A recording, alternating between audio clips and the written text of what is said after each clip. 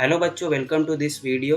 सो इस क्वेश्चन में क्या लिखा है? In the case of conical pendulum, if T is the tension in the string and theta is the semi vertical angle, the component which provides necessary centripetal forces.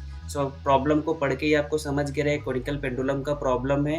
And आपको पता है conical pendulum में आपका this is your Bob, आपका कोन horizontal circle जो cover करता है, आपका tension is T, this is your angle theta, this tension is divided into two components.